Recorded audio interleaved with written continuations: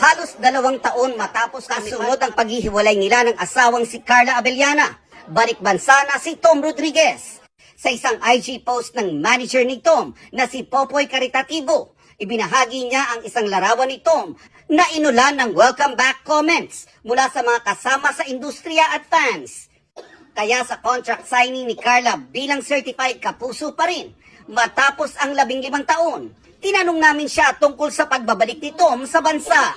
But how do you feel that, I didn't even know. Oo, ngayon ko lang nalaman. Okay, ito parang, I don't feel, intimidated, scared, nervous. Wala namang ganon. Of course, artista siya, may obligation siya, he's a kapuso.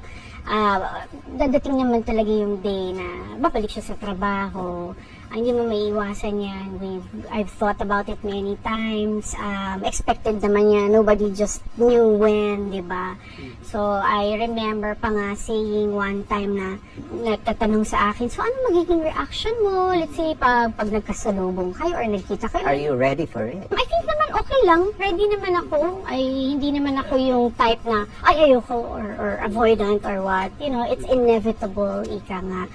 Sa ngayon, busy si Carla sa sunod-sunod na projects na nakalinya sa kanya.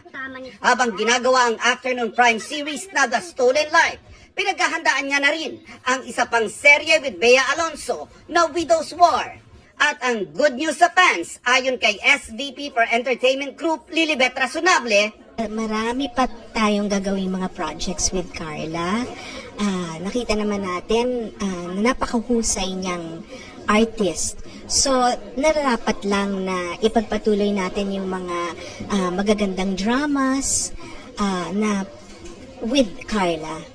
naselyuhan yan sa contract signing ni Carla kanina sa pangunguna ni GMA Chairman Attorney Felipe Gozon, President and CEO Gilberto Duwabit Jr., EVP and CFO Felipe Yalong. Dumalo rin sa okasyon si Senior Vice President Attorney Annette Gozon Valdez, ang manager ni Carla na si AAA Management President and CEO Michael Tubiera at iba pang opisyal ng GMA Network. At siya talaga ay isa sa pinakamaganda, pinakamagaling. At ang lahi talaga ni Carla nasa showbiz eh.